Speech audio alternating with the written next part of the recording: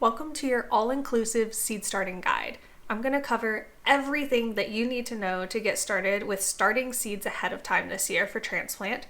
And since we have a lot to cover, I'm going to jump right in with the very first step. Before you can get started starting seeds, you need to figure out which seeds actually need to be started ahead of time and when ahead of time they need to be started.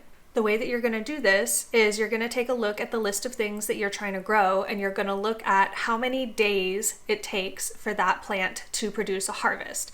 And this gets just a slightly more complicated than looking at that number on the seed packet, unfortunately, because a lot of times the number that they give you is days till harvest after transplant, and it doesn't include that first section of time when you would be starting the seed indoors. And so when you're looking at these seed packets, just remember days till harvest and add however long ahead of time that seed packet tells you to start that seed indoors, and that gives you your total number of days till harvest. And this brings up a very good point that just because the seed packet has instructions for starting ahead of time doesn't necessarily mean that you have to do it that way. It's just a suggestion kind of based on an average of climates that they're expecting this seed to be grown in. So once you have days till harvest of all of the different stuff that you want to grow, I need you to cross-check that with the number of frost-free days that you're going to have in your growing season. And figuring that out is not as scary as it sounds, I promise. All you have to do is go into Google and type last frost date in whatever area you're in, note down that date, and then do the same thing first frost date in whatever area that you're in. And then you're going to also go into Google and say number of days between date A and date B, and that's going to spit out a number for you. If you are new to gardening, the vast majority of stuff that you're going to be looking to plant is going to be frost tender, meaning that the frost in the fall is going to kill it, or any frosts in the spring when you plant it out would kill it. So you're going to need to have it planted outside in between those dates where you know it's not going to freeze and kill your plant. There are obviously many different plants that can survive freezes and varying low temperatures, and all of that kind of depends on the variety.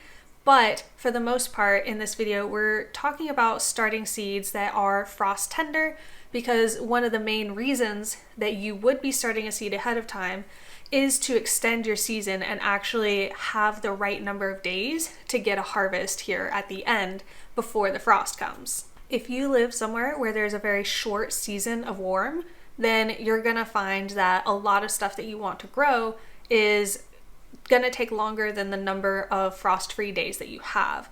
And that is a good indication that that stuff is gonna need to be started indoors first, where you can keep it warm, and then put outside once the threat of frost is past. But if you're in a warmer place and a longer season climate like I am, I actually have way more than enough days to get a harvest off of pretty much anything that I want to plant. And so for the longer seasons, starting indoors isn't technically necessary, but depending on how warm you are, it might be more necessary to avoid the heat than it is to avoid the cold. And then lastly, even if you have the right number of days for something to produce a harvest for you, you might still want to start it ahead of time, because a lot of plants can actually produce more than one harvest if given enough time. Things that are famous for this would be like your tomatoes and your peppers, things that I know a lot of new gardeners are trying to grow. Peppers especially, if you pick all the peppers that come on your plant after the first time it makes peppers, it will actually branch out, get bigger, and make a second larger harvest. And so if you want to have time for something like that to happen, then you might still want to start your peppers ahead of time indoors, even if you technically have enough days to start it outside for the beginning. And if you're listening to me talk and you're still feeling like you're not really sure how to decide if you need to start something ahead of time indoors, let me just tell you that 99% of stuff can be started indoors, whether or not it is necessary. So you're not going to mess up by starting more stuff indoors than you actually need to. The one and only trade-off here is the amount of space that you have to give to starting stuff indoors. That is going to be your number one limiting factor, not whether or not you actually can or should be starting stuff indoors. Now, a lot of my education on this channel is a lot of giving you the tools that you need to figure things out for yourself, because me just telling you exactly what to do A, it's not going to be that effective if I live in a different climate than you, but also B, it's not going to enable you to make your own decisions and problem solve and then like evolve your strategy over time if you don't understand the core why behind what you're doing. However, I will say that when it comes to starting seeds ahead of time, there is kind of a general consensus on which ones you're going to need to start and how early you're going to need to start them. So we're going to kind of go over some of the generic stuff that people tend to do. And then I want you to take all the information that I've given you and think about that in relation to this sort of general advice. The big three that you're going to want to start indoors ahead of time are tomatoes, peppers, and eggplant.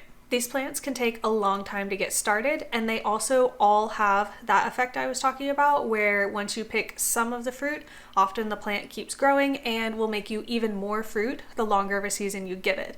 The exception to this is tomatoes. There are two major types of tomatoes I'll go over real quick. There is determinate tomatoes and indeterminate tomatoes. Determinate tomatoes are going to grow up to a certain size and then put on all their fruit and then they will be done. But indeterminate tomatoes are going to keep growing and putting on fruit as they grow. And so the bigger the plant is, the more fruit that it's going to be producing for you. And whenever you're buying seeds on the seed packet, it should tell you if it's determinate or indeterminate. But if you actually can't find it, then just Google it and that should be pretty readily available on Google for you. There's going to be very few places in the world where starting your tomatoes, peppers, and eggplants ahead of time is going to be a mistake. Mostly that's people who are much, much closer to the equator where these plants can actually grow year round. And then at that point, the type of gardening that you're doing is very different from most of us up here in the US. After those big three, other things that you might consider starting ahead of time would be any sort of flowers that you want to grow. Marigolds might be a good one to start ahead of time indoors. If you want to grow herbs from seed, often you might want to start those indoors as well. The big herb that I always start indoors is basil, especially because it is an annual and it definitely is one of those ones where the bigger you let the plant get, the more harvest you get because, the more leaves your basil has to cut off. And as far as when to start these ahead of time, 6 to 8 weeks is the general advice that's given for most of this stuff. And that is 6 to 8 weeks before your last frost date. Remember at the beginning of the video, we Googled that. If you haven't done that yet, Google last frost date for your area and you will have that date and you can count back 6 to 8 weeks before that. Now, you're welcome to start it even farther ahead of time, especially if you have a short season and you really want to take advantage of all of your growing time. But as I said before, space is going to end up being your biggest problem with doing this. You can absolutely start stuff way ahead of time and have really large plants to put out when it's time to transplant. Part of making that decision is going to be figuring out just how many plants you actually need. And this, of course, ties into your overall garden planning for the year, where you kind of look at your space, you decide what you want to grow, you decide how it's going to fit into that space. If you are absolutely brand new to gardening and you want a little bit of a helping hand when it comes to actually planning your garden and making sure that you get everything right, then I actually designed a garden planner just for you. This is a PDF download that you can print out as many times as you want. So if you have a friend, it's okay, you can get one for them too, and you only have to download it once. And basically this leads you through every single step that you need to take to plan a really successful garden, including a few that I think most people leave out. So if you want to check that out, the link to download this is going to be in the description. Step 2 is supplies. What do you actually need to start seeds? We're going to start with absolutely necessary, you can't do it without this, and then move down the list to more recommended and, quality of life things that you could get, but you don't absolutely need. At the top of the list of things you absolutely do need, obviously, is a growing medium, a soil of some sort to start your seeds in. If you are absolutely brand new to gardening, if you want to just go to the store and buy the standard seed starting mix, and just be done with it, then that is absolutely okay. You'll find a lot of people talking about like complicated mixes and stuff that you can do to make your own stuff at home. But if you're brand new to this, you do not need to complicate this any more than it already is. And so just buying some actual seed starting mix is going to be absolutely fine. If you are going to be buying stuff from the store though, do make sure that it is a seed starting mix specifically and not just a normal indoor potting mix. And the reason for this is generally particle size. So a seed starting mix is going to be very fine, and that allows your seeds to sprout without anything accidentally like sitting on top of them and keeping them from being able to come up out of the soil. A lot of your indoor potting mixes, even if you don't notice it when you're handling them, they do have bigger chunks in them that can actually impede the germination of your seeds. And so if you are buying something, just buy something that is made specifically for seed starting. Hey, hi, Editing Rachel here to clarify something that I realized as I was editing that I forgot to say. So with your standard seed starting mixes, they generally don't have any nutrition in them for your plants. They are mainly formulated to help stay evenly damp for that germination. And so if you are using 100% seed starting mix, then you're going to need to plan to pot up your seedlings into something like potting soil when they get big enough. And if you were to accidentally try and plant them in like a big cup of seed starting mix and then try to grow them in that all the way up until they need to go outside in the garden, you'll find that they're very stunted. They don't get very big just because there's no actual nutrition in there for them. So definitely if you are using 100% seed starting mix, you need to make sure to plan to pot them up once they get to be about this big. If you are more advanced or you want to put a little bit more effort into it, here's my recommendation for mixing something yourself. I would recommend most of your mix being a compost, something that is really nutrient rich and is going to be high in organic matter. That's going to hold on to a lot of the moisture and make it harder for your seeds to dry out. It's also going to make it less necessary for you to pot up your plants right away because they are actually going to have a fair bit of nutrients in their little starting pot. And as I was saying before about the particle size, that actually only matters for like the top little bit where your seed is going to be planted. So you can actually get away with something chunkier in the bottom of your seed starting trays with just a little bit of something fine on the top. So that can be, again, your pre-bought seed starting mix, or it could be straight up peat moss, or just something that's really fine and is going to also hold moisture. The mix that I've been using the past couple of years is mostly just worm castings and peat moss for that top little layer.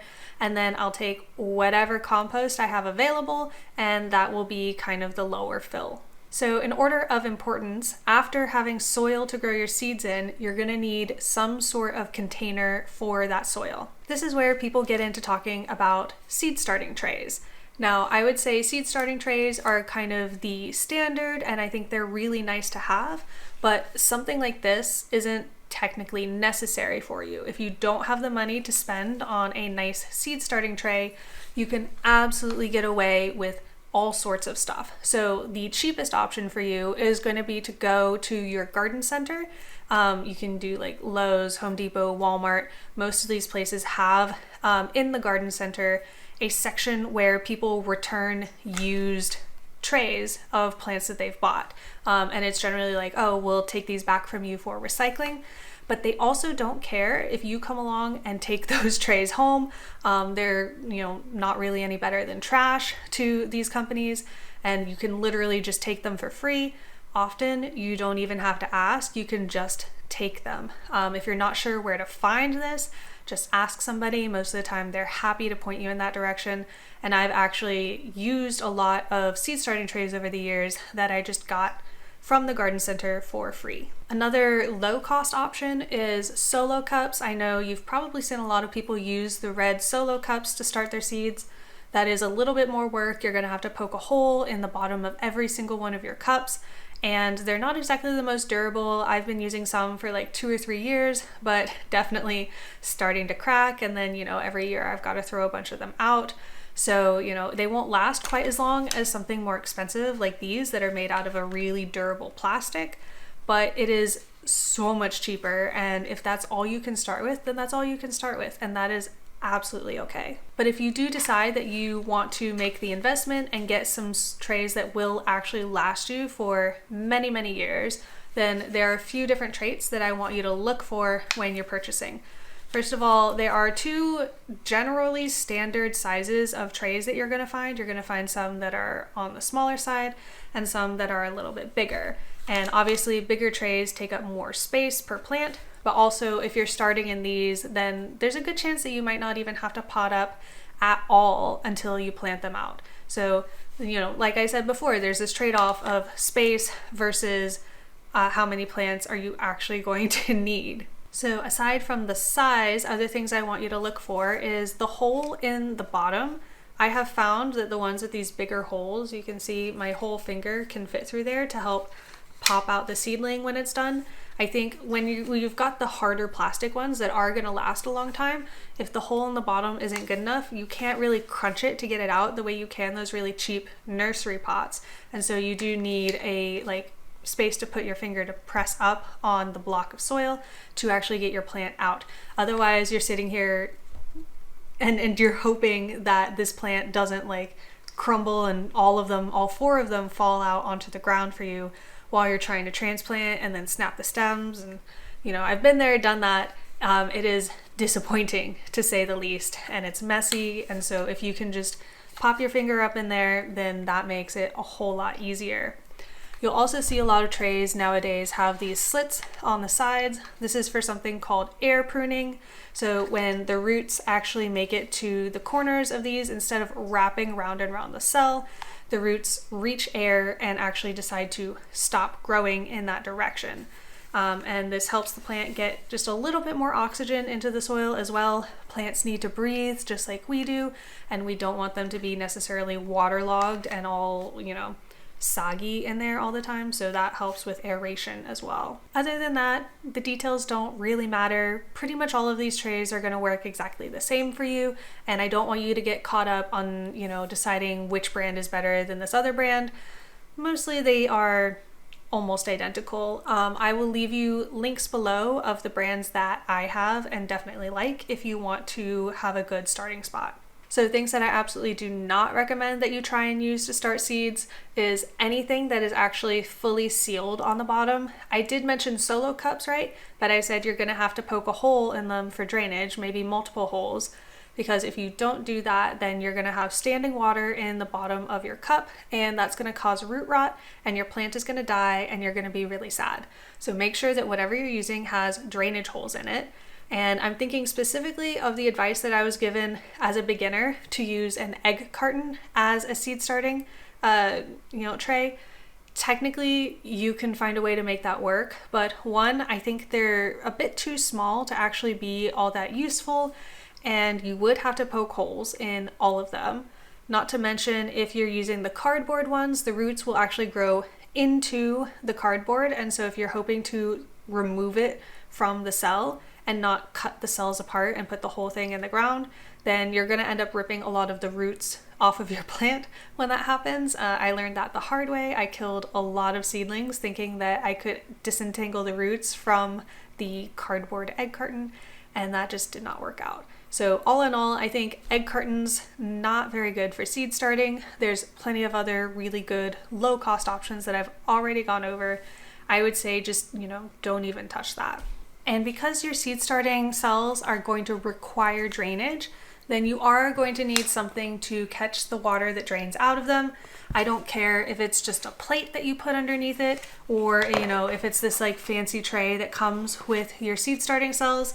But whatever setup you're using, you're gonna just want to make sure that you plan to have something to catch all of the water.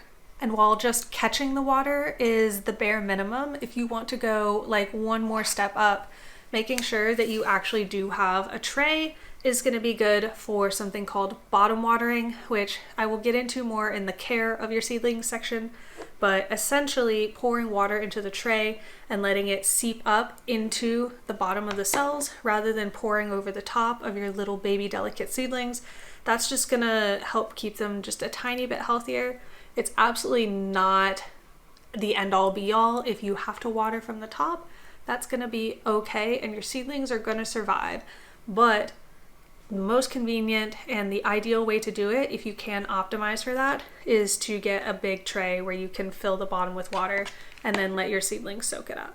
The next absolutely necessary thing that you need to start seeds is some form of light. And I have to say, unfortunately, a windowsill is generally not going to be good enough. Unless you have like a dedicated sunroom where there's like an entire wall of windows, or maybe some of the roof is also windows and it's almost like a greenhouse in there. If you just have a normal window, then I do not recommend using that as your sole light source to start seeds. The reason that simply putting your plants on a windowsill isn't going to work is because the actual amount of light that can make it through that window and to your seedling, it's just not going to be enough. It will technically keep your plant alive and you might still see it grow, but it's not going to be big and strong and healthy the way that you really want it to be, especially if you're eventually planning on putting it outside. So I do recommend getting a supplementary light source of some kind, and you don't necessarily have to get stuff that's labeled as grow lights, because I think that's kind of a little overpriced. I think that they gouge you a little bit on, quote unquote grow lights.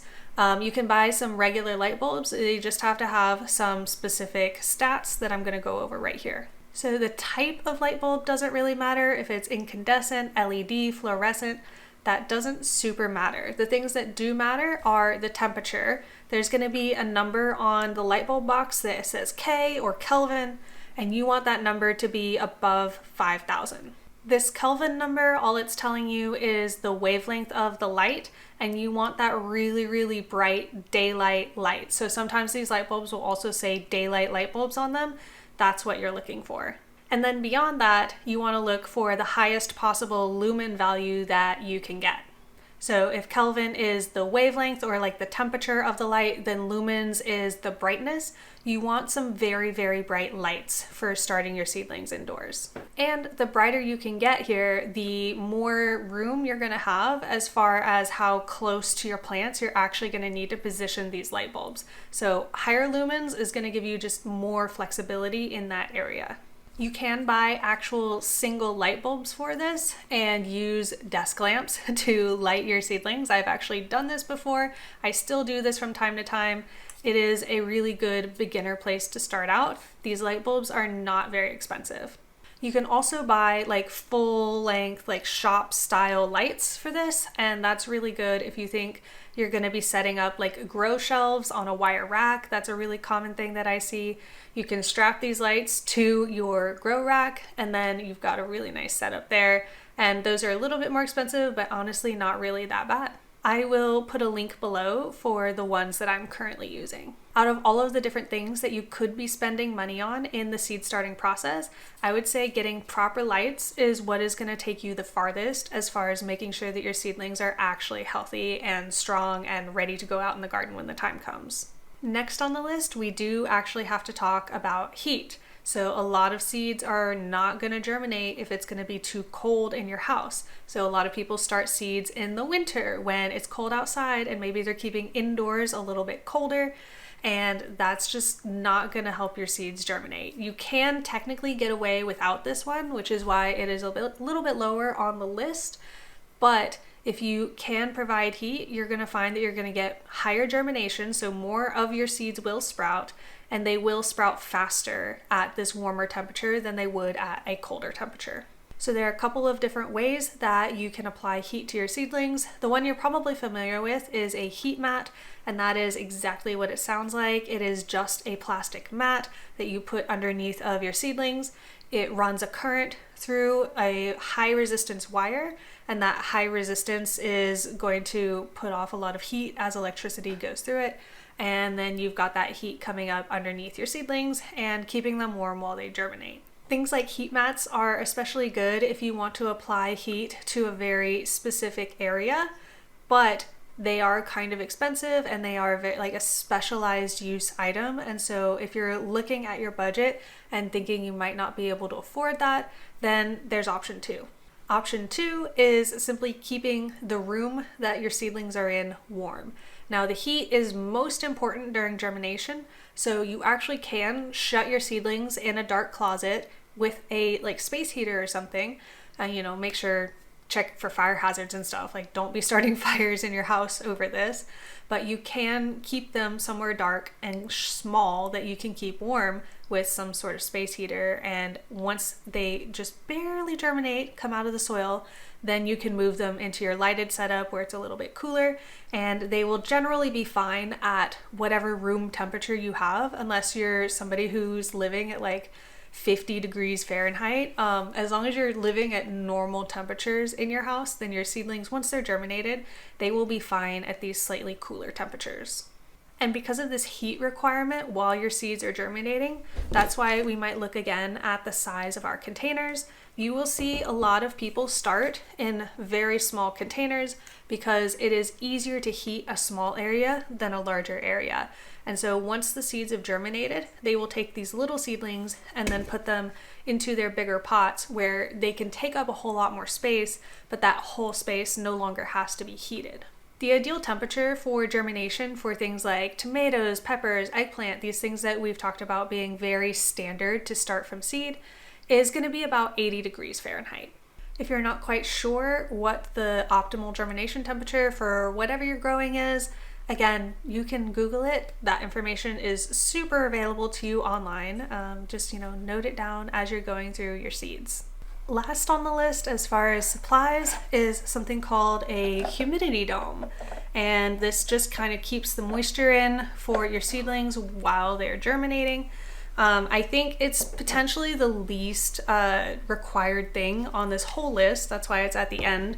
It is really only necessary for you if you live somewhere where it's really dry or the inside of your house is really, really dry, and you also think that you're not going to be able to check on your seedlings regularly enough to keep the top of the soil damp. In my house, humidity domes are not necessary. I've never used them, and I've always had really great success with my seedlings. However, I do live in a very humid climate. This is upstate South Carolina, and the just general baseline humidity in the air, it's pretty high. If you live somewhere like Arizona, where the air is going to be really dry most of the time, then humidity domes might be something that you want to look into. While a lot of the seed starting trays and kits will come with humidity domes, if that's not something that you're getting, you could easily just put a clear Tupperware over the top of your plants, and that will do the same exact job. I've seen people use those things, those sheet pans that you can buy, like the foil ones with the plastic top for like a cake or something, or a casserole that you're going to take somewhere. Those with the tops, that can also work perfectly well. If you are going to be using humidity domes though, I think you need to also keep a really close eye on your seedlings, because this can lead to too much humidity and you might actually end up killing off your plants with too much of that moisture. So you want to keep a really close eye if you are using the humidity domes, and once your plants have germinated, then you're going to want to take the humidity domes off. All right, as I was collecting my stuff to go outside, I realized there are two other supplies that you might want to think about, but are definitely not necessary for starting seeds. The first one is seed tags, plant tags, these little plastic things that you write on to label your plants. I think they're not necessary. I think they're pretty and cute, and they're kind of nice to have. But if you are on a budget, you do not absolutely need them. You do need to label your plants, but that can be just as easy as taking a sheet of paper and drawing out your seed starting setup and then just labeling them on that sheet of paper so that you know what's what. It can be just that simple. These are a little nicer if you're kind of a messy person and you want to be able to pick up the plant and put it somewhere else and still know what it is. Then maybe you need to get a tag. But on top of that, I would say that you do not need to buy new tags every year. This is my cup of reused tags. And I basically, there's whatever last year was on there. I will turn it over and do that, use the opposite side. And a lot of times the labels fade over time. So sometimes I'll just write over the faded label and use it again. Really, they don't have to be pretty. If you really care about making it pretty and using fresh ones, you can absolutely do that. But that is not something that is super necessary for you. So the other thing that I will be using on my seedlings that I think is nice to have, but absolutely not required, you don't need this in order to be successful. I have gone many years without it, although I will say it is nice and it does make your plants just a little bit stronger, a little bit hardier. They go through transplant better if you can get this, is organic Rev. Now this is concentrated microorganisms that are going to be beneficial for your plant. Plants actually form a lot of relationships with microorganisms in the soil, and they work hand in hand to keep each other healthy. And so this is kind of like an inoculation of a bunch of those beneficial microorganisms so they can start forming a relationship with your plant really early on. And this is going to make your plant stronger in pretty much every way, and your plants will probably grow faster too if you can use something like this. But like I said, I've gone years without it and it's absolutely not necessary. If it is something that is in your budget though, I do have a link below for you to go ahead and grab that at 10% off.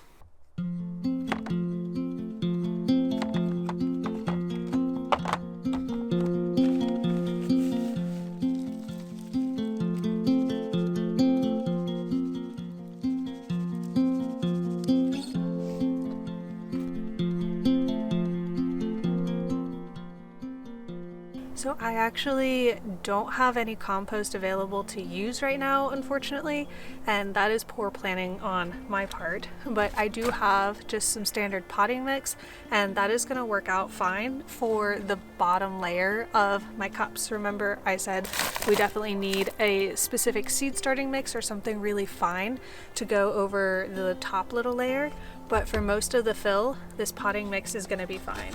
And if you take a close look at this right now, it's actually pretty dry. It's very fluffy. And so what I've done is I've filled it pretty much all the way to the top. And I am going to get this wet, and that's going to cause it to kind of settle and compress. And we're going to just gently press the soil into the cups, and that's going to leave us just a little bit of space at the top to go ahead and fill with our seed starting mix.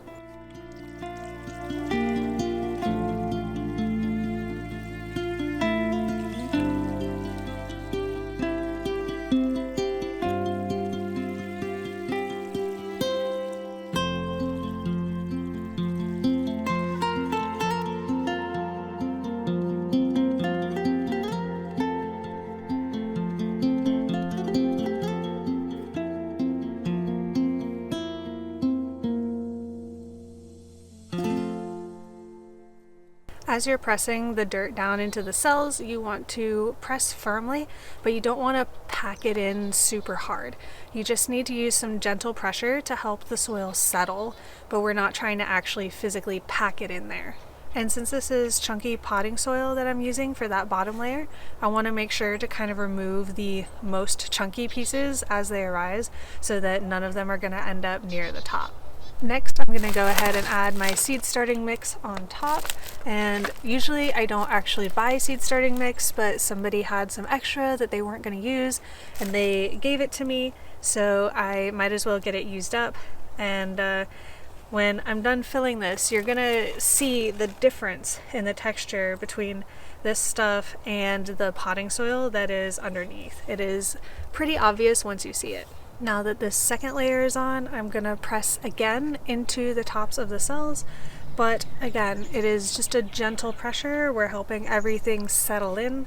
We are not pressing down with our full might, just a little bit to kind of help it settle and make sure that there's no big air gaps anywhere. And as I'm going, if I do find any big gaps where it like unexpectedly settles pretty far, I'll just come back and add a little bit more of the seed starting mix to kind of fill that in. Last thing I'm going to do is kind of tap at the tops like this, and that just helps jostle everything into place, and it gives me like a nice flat surface over the top so that we don't have anything piled up too high, and then I can see very easily if there happen to be still any more wells that need filling. Now, before I put any seeds in here, I'm going to make sure that the soil that I'm using is really nice and moist. Usually, if you've just bought fresh soil, it'll come from the store very moist, but since this stuff is older, it's lost a lot of its water, and I'm going to need to rehydrate it a little bit before I can plant anything in it. So I'm just going to go ahead and saturate all of this gently with water and let it sit and soak up all of that water before I start planting seeds in it.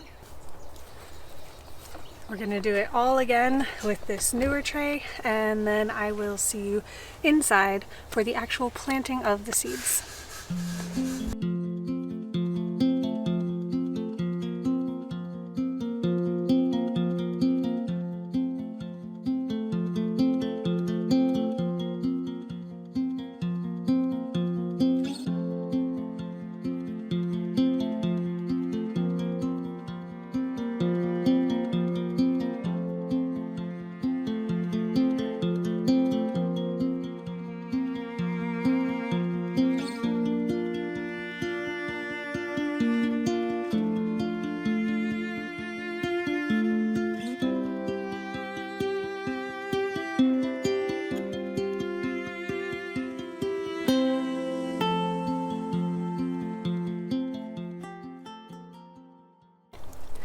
That afternoon sun really is getting bright back there, but we are still going to try and get the seeds planted.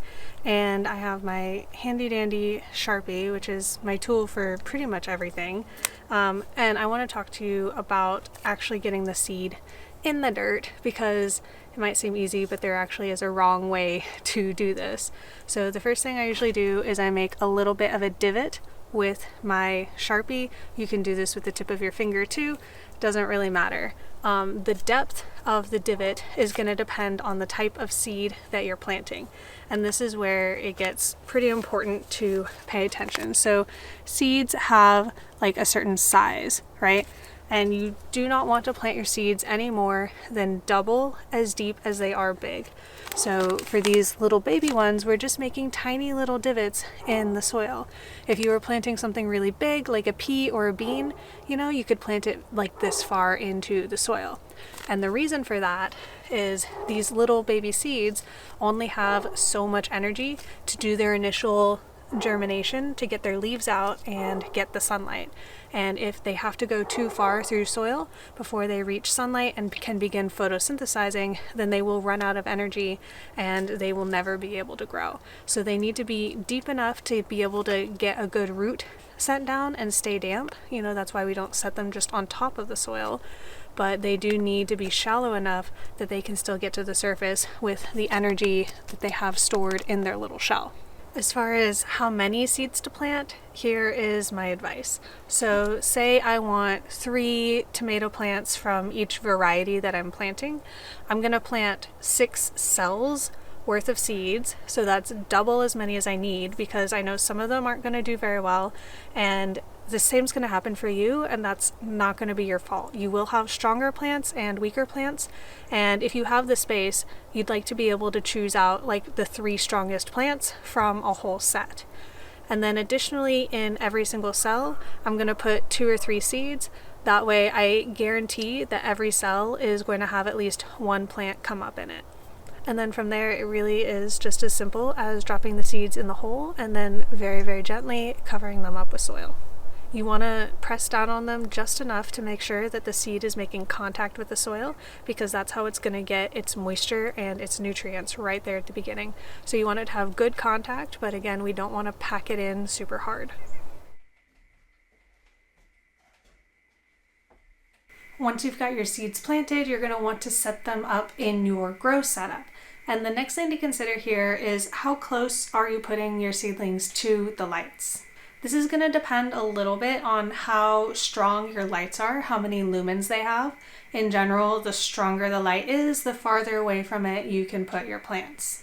If you don't put your plants close enough to the light, they will tell you. And by that I mean that the plants who don't get enough light will stretch out because they're reaching for more light, right? And that's what we call leggy. And so if you start seeing your seedlings get kind of tall and skinny and looking weak but tall, then that is leggy. We can just avoid this at the start by making sure that our plants are close enough to our grow lights. Most of the time, for most setups, you're going to want them as close to the light as you can get them. It's with the sorts of light bulbs that you can buy, you're going to have a hard time finding a light bulb that is so strong that you can't put it right up next to it. As your plant gets bigger over time, as it grows, you can move it just a little bit farther away from the light because we don't want it crowding all the way up into and touching the light.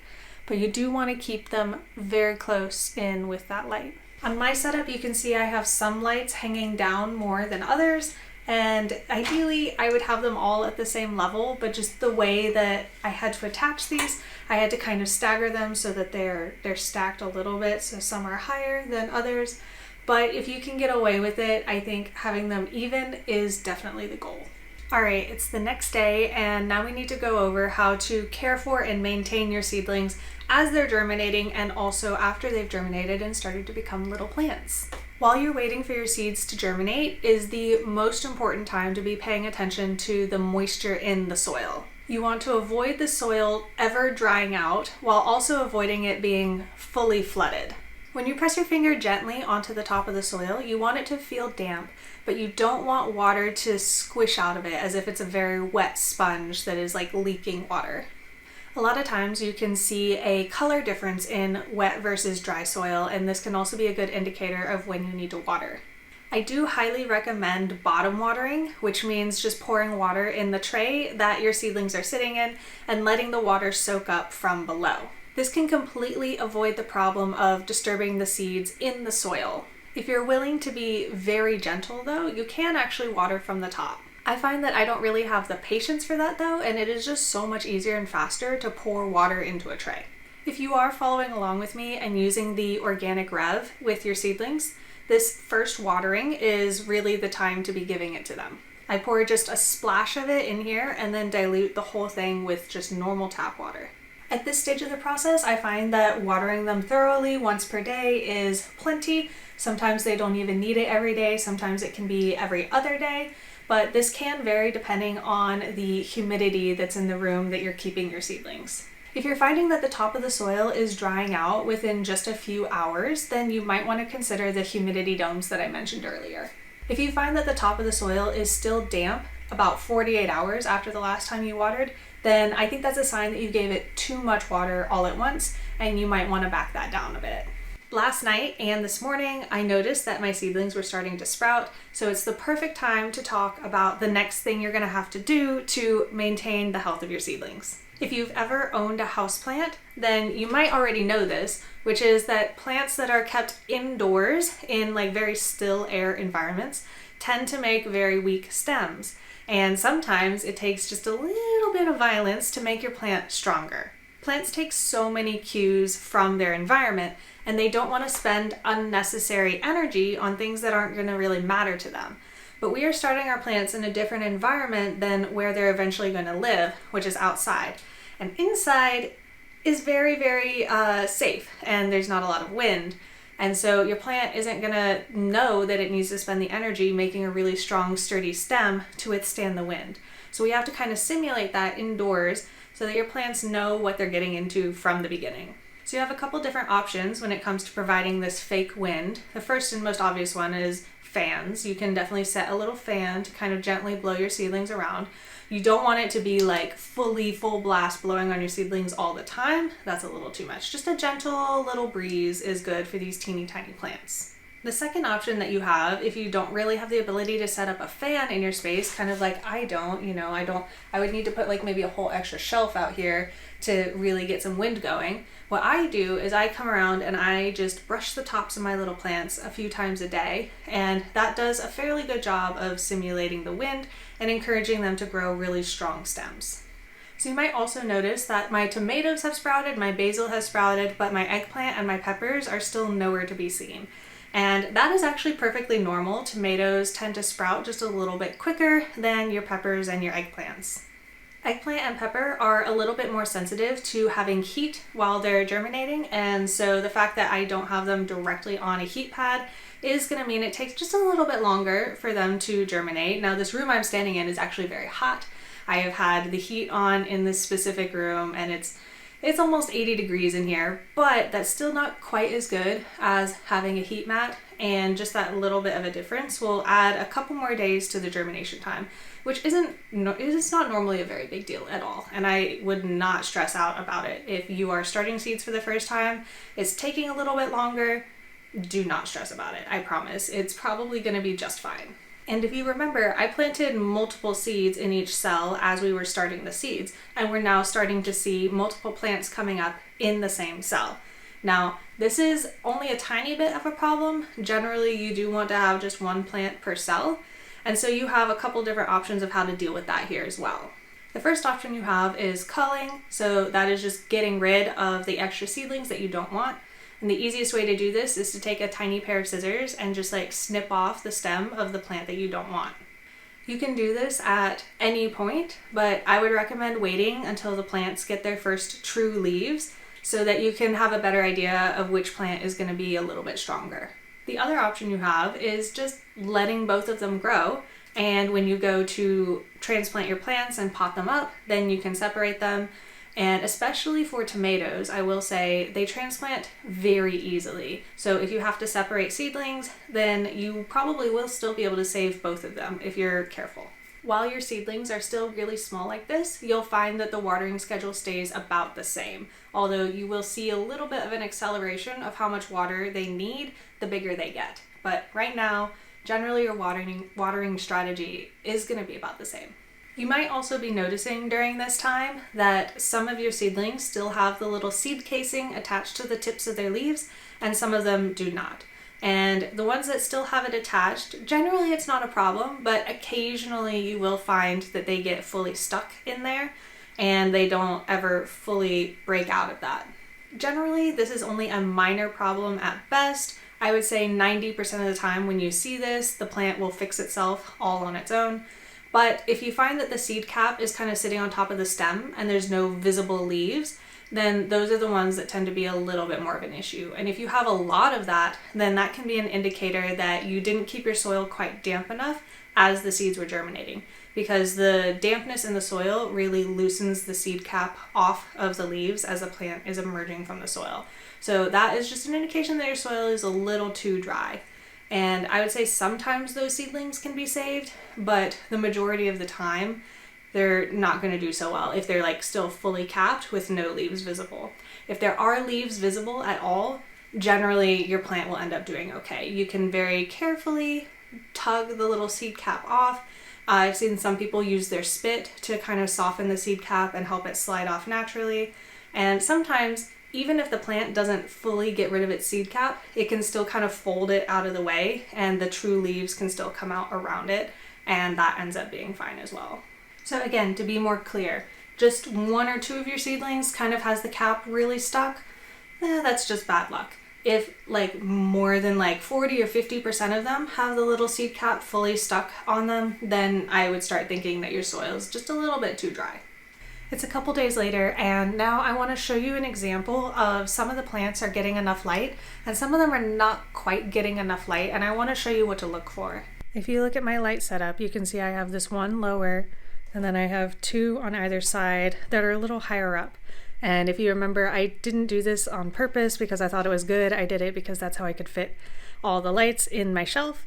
And you can definitely see that because not all the seedlings are as close to this lower light, we are getting a little bit of bending. So this one here on the end, you can see how it's bending inwards towards this light that is lower. Even though it has a light right here above it that is the same strength, it wants to go to this one that is closer to it. And so what we might see is that this stem stretches out a little bit and gets what we call a little bit leggy. So I would say these seedlings are good examples of ones that are getting enough light. You can see that they're growing straight up towards the light. They're not bending in any direction like these ones are. And they're not too tall right now. You know, they're only a couple knuckles high, and that's about what I would expect for tomatoes at this stage. So to better understand why your plants need to be closer to your light source, let's take a look at this example. So what we have over here is a light that is pretty far away from the plants. And if we imagine light coming out from the light bulb in a cone, like so, right? We can see that as the light comes out from the light bulb, it spreads out. And if you remember from your high school physics class, light is made up of photons, individual particles, right? And so the number of photons coming out right here is going to be the same number of photons that are out here. They're just going to be more spread out. So for the sake of simplicity, we'll assume that there's just 10 photons coming out of this light bulb. So we've got our 10 photons up here, and by the time they get out here, 1, 2, 3, 4, 5, 6, 7, 8, 9, 10, right? So we've got our 10 photons hitting our plants. And you can see in this example, each plant is getting about 1 photon on its leaf. But if we go up and look at this other example where the light is much closer, our light comes out in a cone, kind of more like this. I've got the angle a little bit wrong. The light comes out like this. And so the same number of photons, we say 1, 2, 3, 4, 5, 6, 7, 8, 9, 10. And so in this case, what we're seeing is each plant is getting about 2 photons on its leaves instead of 1. And that's about double, and that would make sense because it's about half as close as the other one. What we also see is this plant over here on the end, this plant over here on the end, not really getting very much of that light because it is so concentrated in the center here. And so that's why my plants are doing a little bit of one of these, because they would really like to be getting those photons. So even though I have all the way up here these extra lights, right? They are so far away that their little cones aren't necessarily getting enough photons to this plant. This plant could get like half a photon over here, or if it bends this way, it could be getting 2 photons over there. And so that's why we see these plants curling in towards the center light instead of growing straight up towards the light that's a little bit farther away. So we are about 20 days after I initially planted those first seeds, and I wanted to show you what the growth I'm seeing actually looks like, how big the plants are, and also start talking about some troubleshooting if you have run into problems. These are the tomatoes.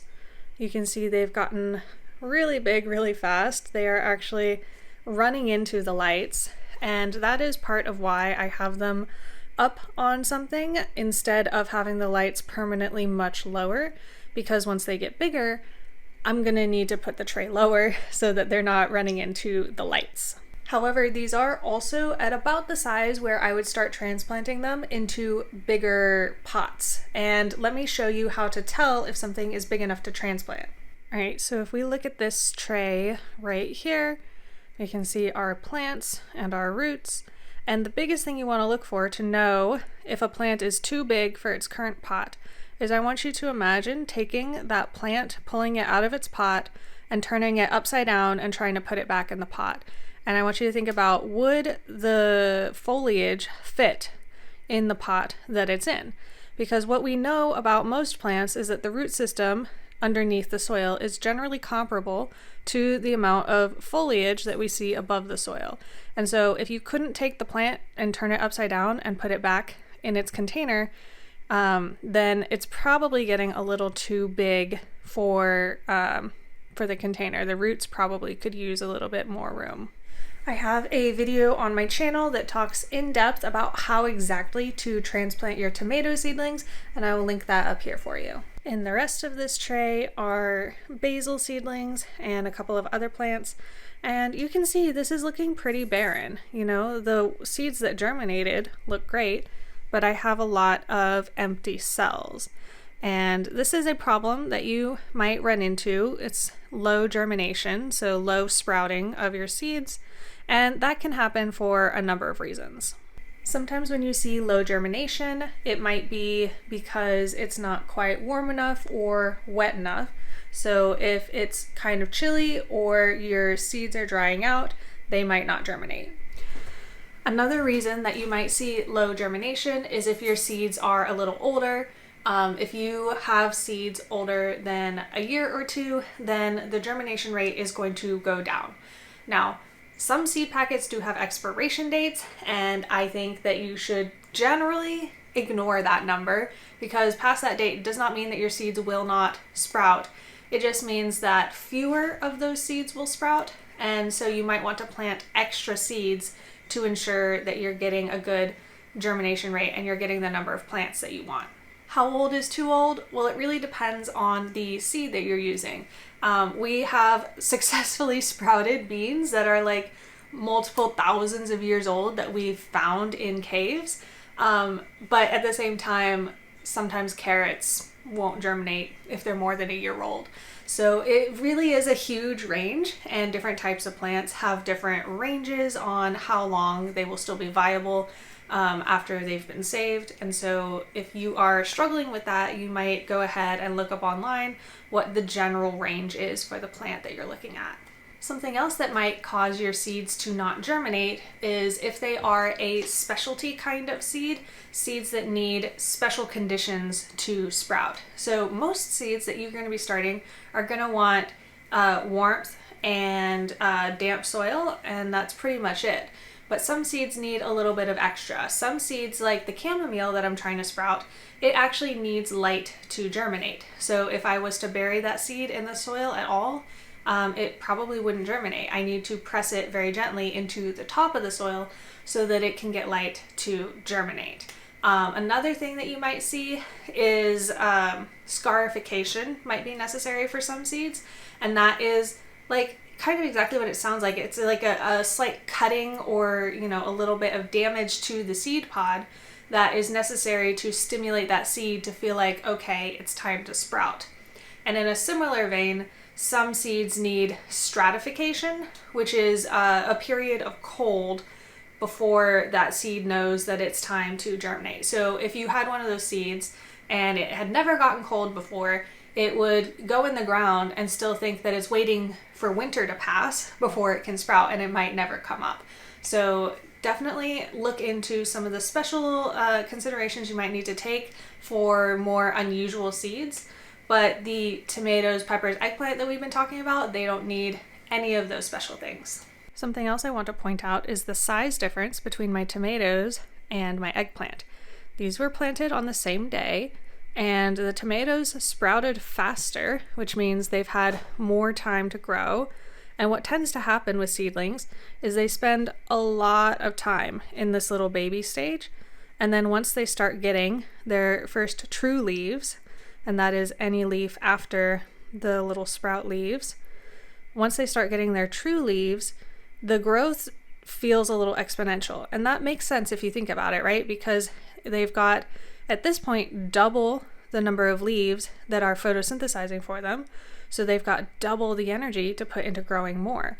And the more and more leaves that they put on, the faster they can grow because they have more and more energy. And so that's why these that might have sprouted only a few days before these are just so much bigger, because they've had time to kind of start exponentially growing, whereas these guys are just now getting started with some of that.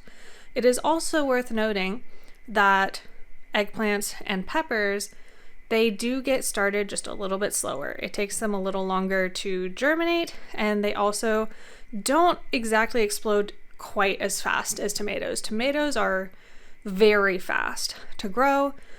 Peppers and eggplants, they're just a little bit slower, and that is normal. So don't be concerned if they're just a tiny bit slower as well.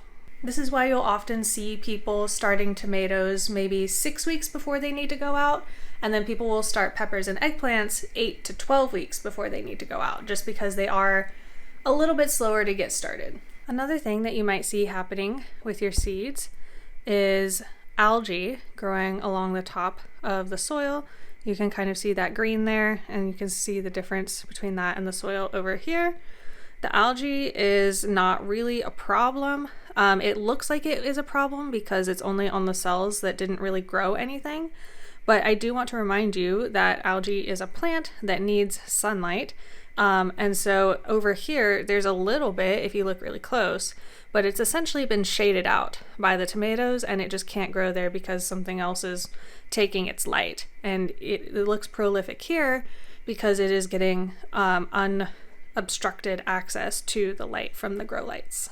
Another common problem that people run into is something called damping off. And this is when your plant kind of sprouts and then sort of seems like it wilts for no reason, right? It's got plenty of water and it looked really healthy, and then it just kind of dies. And one of the reasons for that is damping off, which is a process that happens when the plant is too wet. That's why it's called damping off. And basically it's just the right conditions start existing for a certain microbe that ends up coming in and overwhelming your little baby plant. So part of what you need to be looking for as you are keeping track of your seedlings is balancing that humidity. You want the soil to stay damp, but you don't want it to be overly damp because you don't want to encourage this kind of microbial growth that could damp off your seedlings. And so that's where you have to be really careful with using humidity domes in a place like where I am, where it's already like really humid in the environment. Is I can very easily get damping off by keeping my plants far too moist. Something else that you might see happening with your seedlings is seedlings getting leggy. And we've already talked about this. We've talked about why this happens, but what if it did happen to you? What if you have leggy seedlings? Is there anything that you can do about that to fix it? Well, it depends on the type of seedling that you have. Some plants are very sensitive to how deep they are in the soil, and you cannot plant them any deeper to kind of get rid of that legginess.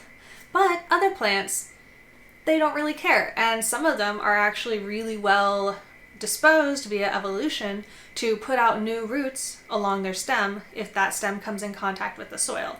So tomatoes are an excellent example of this. All the little hairs that you might see on the stems of your tomatoes, those are actually like precursors to roots. And so tomatoes naturally in the wild, what they would do is they would kind of grow up these vines and then flop over on the soil, and then anywhere it was touching the soil, it would put down new roots. And so tomatoes specifically, you can plant basically as deep as you want. You obviously do want to still have some of the leaves poking out so that it can photosynthesize. But traditionally, you will find a lot of people talking about planting tomatoes deeper, not just to get rid of that legginess, but also to provide a sturdier plant with more roots that can then, grow more fruit for you during the season. So tomatoes specifically, they are quite good at this. If you have leggy tomatoes, when you transplant them, just plant them deeper and I promise they will be absolutely fine. But if you do find that you have leggy seedlings, again, that is an indication that they're not getting enough light. So you will want to remedy the light situation as soon as you can. And when it comes to peppers and eggplant, I found that both of those also do tolerate being planted a little bit deeper. Peppers will do a little bit of putting out fresh roots if you plant them a little bit deeper. Eggplant, not so much, but it won't necessarily die if you plant it too deep like some plants. A good example of a plant that you do not want to plant any deeper would be onions. Onions make a bulb, right? And if you put them too deep in the soil, that bulb will be kind of crushed by all the soil around it and it won't be able to get very big. So your plant might live, but you won't get a really good onion. And that's why a lot of times if you see pictures of onions growing, they look like they're half sticking up out of the soil. And that is intentional. That is so that the bulb has plenty of room to expand and actually get to that size that you would want it to be. And again, I know I sound like a broken record, but for the different types of plants you're growing, it is always really useful to go ahead and check the internet and see what the guidelines are for the depth of planting of all of those. The last thing I'm going to discuss before we end this video is how to get your seedlings from this stage all the way out to in your garden. And it is sort of simple. It is, taking the plant and popping it out of its container and actually planting that in the dirt in your garden. But there is one crucial step in between there that if you miss it, you might end up with dead seedlings in your garden, even if you did everything else correct. This in-between step is called hardening off, and that is where you get your plant that has been inside in these really controlled conditions used to the outside conditions. And that can be like the windiness and the light, and usually it's getting a little colder at night outside than it will inside where you started your seeds. And that's the big thing that you need them to get used to. So sunlight usually and the cold at night is what the plants need to get used to. So if you put them out just from inside straight to outside all the time, you might find that either some of the leaves get sunburned because they're not used to all that sunlight, and they'll get little crispies on the edges, and they might recover from that, but it's definitely a setback that you don't want to have happen. And similarly, if it gets a little too cold at night, the plant might be confused, and it might also stunt the growth of the plant. So the way that we remedy this is we start to slowly introduce them to outside temperatures. So when it's getting close to time for these to be planted out, what I'll do is I'll take the tray and I will go set it outside. And the first day I will set it outside for like an hour. And often I'll set it in the shade in the middle of the day. So it's nice and warm. It's getting actual sunlight, but not like directly on it. You can also do this with direct sunlight in like the morning or the evening, where it's going to be a little less intense. And as you go through the days, you'll put them out for longer and longer. And you'll also have to keep track of the temperature at night, because eventually you do want to be leaving them outside 24/7 for a couple of days before they actually get planted in the ground. And you want to make absolutely sure during this time that it is not getting cold enough to really hurt your plants at night. Generally, in the time when I would be hardening off my tomatoes, I will be hardening them off over a period of a couple of weeks. And during those couple of weeks, I might get 1 or 2 kind of late frosts that I definitely want to avoid killing my tomatoes with. So just keep an eye on the weather, and at least a week of hardening off before you put them outside. I like to go up to 2 weeks. One, because it's just a little safer, and also because it's hard to know exactly when the weather is going to clear up for me to be able to put them outside and not worry about them dying. So I like to have them kind of ready to go, already hardened off, and then when the weather is right, I can just put them straight outside. So if you guys have any questions at all about all of that, leave them in the comments below. I do check my comments, I do respond to them, so if you have questions, I will do my best to help you out. Thank you so much for watching, and until next time, happy gardening!